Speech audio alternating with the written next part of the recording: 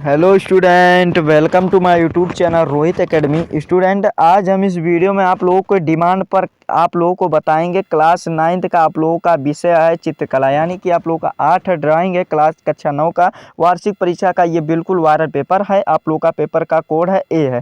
आप लोगों को डिमांड पर, यानी कि आप लोग बहुत ही कमेंट किए सर ए कोड का चित्रकला का पेपर बनाइए, इसीलिए हम इसका वीडियो बना रहे हैं। और आप लोग को देखिए 70 में 70 नंबर इसमें कंप्लीट कराएंगे, ये गारंटी है। और आप लोगों का चाहे आप प्राविधिक कला करेंगे चाहे आलेखन कला करेंगे, सभी का 70 में 70 नंबर इसमें कंप्लीट कराएंगे संपूर्ण तरीके से, संपूर्ण हल के साथ इस वीडियो में बताएंगे और समझाएंगे। चलिए बिना देखे शुरू करते हैं बाबू। आप लोगों के डिमांड पर ही ये वीडियो बनाया जाएगा, वीडियो के अंत तक बने रहिएगा। आप लोग का देखिए यहाँ पर खंड का यहाँ से स्टार्ट होता है, जिसमें से वो विकल्पीय प्रश्न दिए गए, क्या दिए गए, एमसीक्यू दिए गए, यानी कि मल्टीपल चॉइस क्वेश्चन दिए गए हैं। तो इसका देखिए, चलिए प्राविधिक कला यहाँ से पहले स्टार्ट होता है। स्टार्टिंग में इसमें से पहला क्वेश्चन देखिए क्या दिया गया, इसको भी समझिए कि समबाहु त्रिभुज होते हैं, यानी कि समबाहु त्रिभुज कैसा होता है हमें ये बताना। देखो क्या होता है इस कंडीशन में कि हमारा ऑप्शन भी देख लेते हैं। दो कोण बराबर होते हैं तब होते हैं समबाहु त्रिभुज, नहीं होते हैं। दो त्रिभुज भुजाएं बराबर होती हैं तब होते हैं, तब भी नहीं होते हैं। और दो कोण बराबर, ये भी नहीं होते हैं। और तीनों भुजाएं जो बराबर होती हैं, देखो त्रिभुज के तीनों भुजाएं यानी कि समान होती है, तो बाबू कौन सा त्रिभुज हो जाएगा, समबाहु त्रिभुज होगा जाएगा, यानी कि हमारा सा वाला ऑप्शन इसका राइट है। ठीक, फिर अगला क्वेश्चन दूसरा दिया गया है कि सीधी रेखा के कोण का मान कितना होता है, यानी कि जो सीधी रेखा होती है, यानी कि जो सीधी लाइन होती है उसका मतलब मान कितना होता है हमें ये बताना है। तो देखो इसका जो मान होता है बाबू कितना होता है, ये इसका जो सही आंसर हो जाएगा, ये खा वाला हमारा ऑप्शन सही हो जाएगा। ये कितना 90 अंश होता है, कितना होता है बाबू, 90 अंश होता है। खा वाला हमारा सही हो जाएगा। फिर अगला क्वेश्चन पूछा गया है कि दो अनुपात डॉट डॉट कहलाते हैं यदि उनकी संगत भिन्न तुल्य हो, यानी कि संगत भिन्न तुल्य हो तो उसके क्या कहते हैं, उसको क्या कहते हैं बाबू, उसको जो संगत भिन्न तुल्य होती है तो उसे तुल्य ही कहेंगे ना, यानी कि दो अनुपात तुल्य ही कहेंगे। खा वाला हमारा ऑप्शन इसका भी राइट हो जाएगा।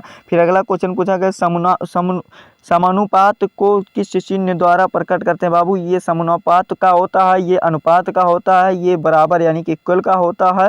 ये वाला भी हमारा कंप्लीट होगा। ठीक है, फिर अगला क्वेश्चन देखो क्या पूछा गया, यदि दो वर्गों का क्षेत्रफल अनुपात 9:1 है तो उनके परिमितियों का अनुपात होगा, यानी कि उनके अनुपात क्या होगा हमें ये बताना है। तो पांचवें का जो सही आंसर हो जाएगा बाबू हमारा कौन सा, सा वाला ऑप्शन इसका राइट हो जाएगा, यानी कि गा वाला हमारा ऑप्शन इसका सही है। गा वाला 3:1 हो जाएगा। आप लोगों को एक बार बताए थे कि 3 तिरका 9 होता है और एक करने में 1 होता है, यही हमारा राइट आंसर हो जाएगा। ठीक है बाबू, देखिए आप लोगों को ये वीडियो के अंत तक जरूर देखिएगा ये वीडियो, और आप लोगों को इसमें 70 में 70 नंबर कंप्लीट कराएंगे। ये पहले भी बताए हैं, अब भी बता रहे हैं। और आप लोग वीडियो को शेयर नहीं करते हैं सभी स्टूडेंट के पास, तो आप पहुंचाते नहीं हैं, तो पहुंचा दीजिएगा सभी स्टूडेंट के पास। ठीक है, वीडियो को शेयर करके पहुंचा दीजिएगा। फिर चलिए अगला क्वेश्चन देख लेते हैं 6 वाला कि किसी पंचभुज में कितने विकर्ण होते हैं, यानी कि किसी पंचभुज जो होता है कितने विकर्ण होते हैं। देखो पंचभुज होगा तो जाहिर सी बात है 5 विकर्ण होंगे, यानी कि हमारा गा वाला ऑप्शन इसका सही हो जाएगा।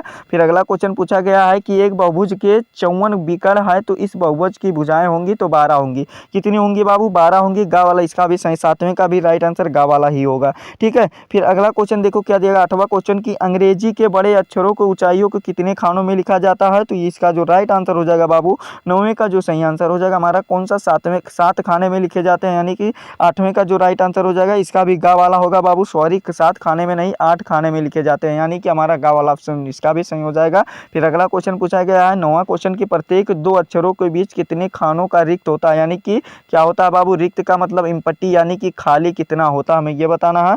तो बाबू इसका जो सही आंसर हो जाएगा क्या हो जाएगा, 1 का खाली होता है, खा वाला इसका भी सही आंसर हो जाएगा, इसका खा वाला हो जाएगा। फिर 10 वाला क्वेश्चन देगा अक्षर की रचना किस अनुपात में करते हैं, यानी कि अक्षर की रचना किस कंडीशन में करते हैं हमें ये बताना है। इसका जो राइट आंसर हो जाएगा खा वाला इसका भी सही आंसर हो जाएगा, 7:2 क्या हो जाएगा, 2 हो जाएगा, यही हमारा खा वाला ऑप्शन इसका भी सही हो जाएगा। फिर चलिए अगला क्वेश्चन देख लेते हैं। देखो अगर प्राविधिक नहीं करना चाहते तो आलेखन कला में भी आप लोगों को ऑफर दिया जाएगा कि आप ये वाला कर लें, क्या कर लें, आलेखन कला भी कर लें। तो चलिए इसका भी कंप्लीट कराएंगे, सभी का कंप्लीट कराएंगे, बस वीडियो के अंत तक बने रहो। ठीक है, फिर देखो पहला क्वेश्चन इसमें क्या दिया गया कि पहला क्वेश्चन देखो कि प्राकृतिक आलेखन को किस प्रकार आकर्षक बनाएंगे, यानी कि किस प्रकार सुंदर बनाएंगे। तो इसका जो राइट आंसर हो जाएगा बाबू, पत्तियों को जब सजा देंगे ना तो ये आप लोगों को अट्रैक्टिव हो जाएगा, यानी कि वो खिंचाव वाला हो जाएगा, आकर्षक हो जाएगा। पहला वाला हमारा का वाला ऑप्शन इसका राइट है। ठीक, फिर अगला क्वेश्चन पूछा गया, निम्न में से सर्वोत्तम रंग की संगत के कौन सी होती है, यानी कि जो सर्वोत्तम रंग होती है वो संगत के कौन सी होती है। तो सहयोग की होती है, यानी कि हमारा आ वाला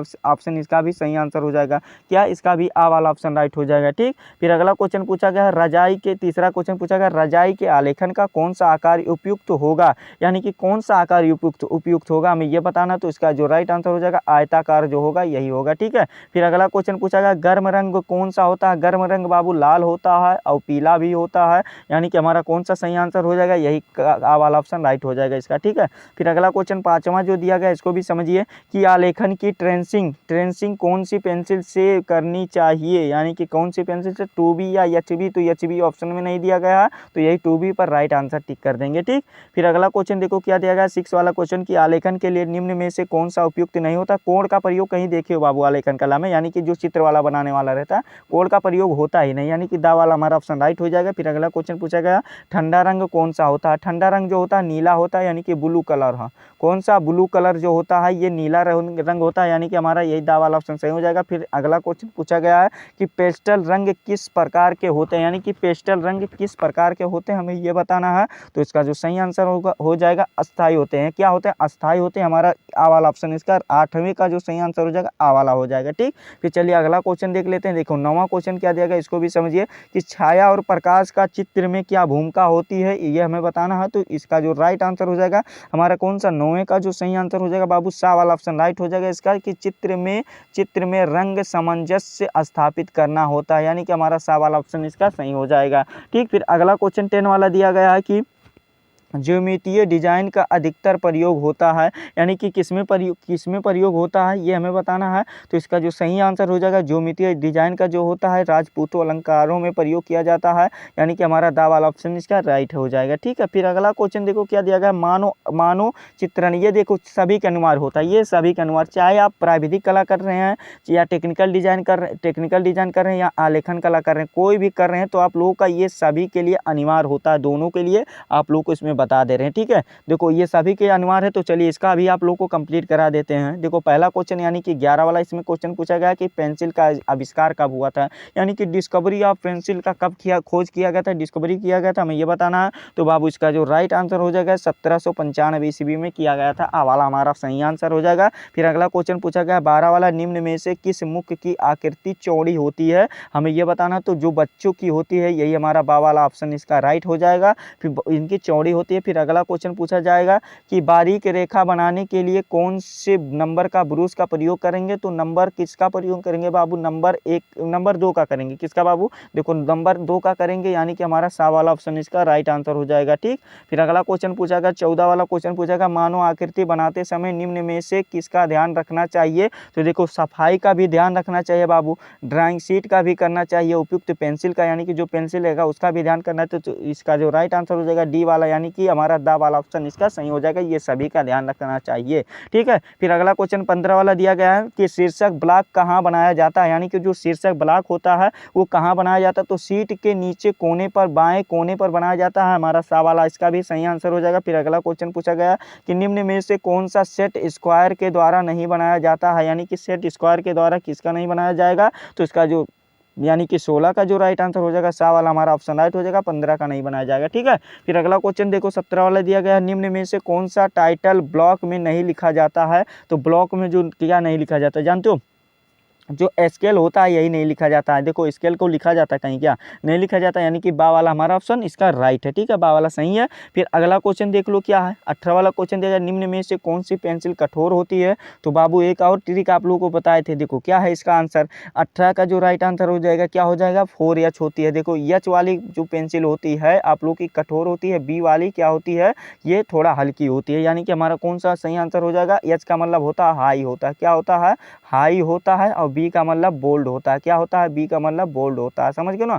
फिर ये हमारा आ वाला इसका सही आंसर हो जाएगा। फिर अगला क्वेश्चन 19 वाला देखो क्या पूछा गया है कि ड्रॉप फिटिंग मशीन का छोटा कौन सा रूप होता है? तो मिनी ड्रॉफ्टर होता है, यानी कि हमारा सा वाला ऑप्शन इसका राइट है। फिर अगला क्वेश्चन जो 20 वाला पूछा गया, वृत्त खींचने में क्या उपयोग किया जाता है? तो वृत्त खींचने में ये कंपास का प्रयोग किया जाता है। बा वाला हमारा ऑप्शन इसका भी राइट हो जाएगा। ठीक है, तो इस प्रकार से आप लोग का बाबू एमसीक्यू वाला तो झंझट कंप्लीट कर दिया, 20 नंबर भी कंप्लीट हो गया। फिर आगे भी कंप्लीट कर लो। देखो आगे भी क्या क्या दिया गया है इसको भी समझो। देखो क्या दिया गया है, प्राविधिक कला खंड खा यहाँ से स्टार्ट होता है, जिसमें से देखो इन खंड में 3 प्रश्नों को हल करना है। और देखो 3 प्रश्न करने हैं और प्रश्न जो दिया गया है 5 दिया गया, यानी कि 5 अनिवार्य दिया गया आप लोगों को दिया गया, ऑफर के तौर पर दिया गया। ठीक है, देखो ये क्वेश्चन जितने भी हैं सभी को तैयार कर लो बाबू, जा करके छाप दो। कोई आसान वाला काम है, प्राविधिक करना चाहे तो इसको भी कर सकते हैं। देखो 10-10 नंबर का क्वेश्चन है आप लोग का, इसको भी कर सकते हैं। समकोण त्रिभुज को 5 बराबर भुजाओं में विभाजित कीजिए, तो इसको वाला भी आप लोग जितना बता रहे हैं एक बार घर पर प्रैक्टिस कर लीजिए और वहीं पर जाकर के छाप दीजिएगा, मतलब छाप नहीं दीजिएगा, बना दीजिएगा। ठीक है, ये देखो दूसरा दिया गया किसी संख्या का ज्यामितीय विधि में वर्गमूल ज्ञात करो, यानी कि वर्गमूल कोई भी संख्या, दुनिया का कोई भी संख्या ले लो और ज्यामितीय विधि में वर्गमूल यानी कि आप लोग का क्यूब रूट याद कर लो, तो ये वाला आप लोग का कंप्लीट हो जाएगा। ठीक है, क्यूब रूट या स्क्वायर रूट मतलब यही जो मतलब स्क्वायर रूट होता है, क्या होता है? स्क्वायर रूट होता है, इसको भी याद कर लो। 10 नंबर हो जाएगा, 20 नंबर का झंझट खत्म। फिर देखो इसमें 30 नंबर और देख लो क्या है।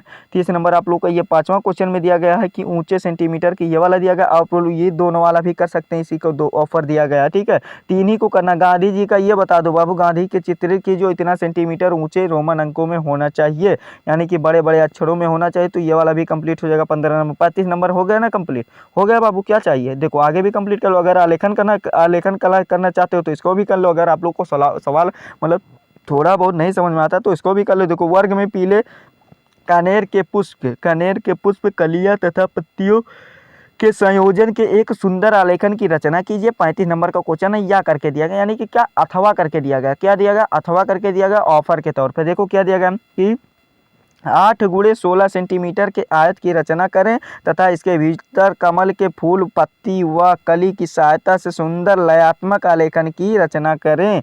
ठीक है, ये वाला है चित्र में 2 आकृति हो और चित्र में 2 सपाट रंगों का द्वारा रंगा जाए, तभी कितना नंबर दिया जाएगा? तभी आप लोगों को 35 नंबर दिया जाएगा। और देखो ये वाला हो गया 35 करना हो गया। देखो समझो यहाँ पर 35 और प्लस क्या 20 एमसीक्यू भी कंप्लीट कराएंगे तो टोटल कितना हो गया आप लोग का? 55 नंबर हो गया। अब बचा कितना नंबर? 15 नंबर कंप्लीट कराने को बचा, तो ये वाला भी अभी कंप्लीट कर लो। क्या दे रही है? 2 मिनट में कंप्लीट कर लो।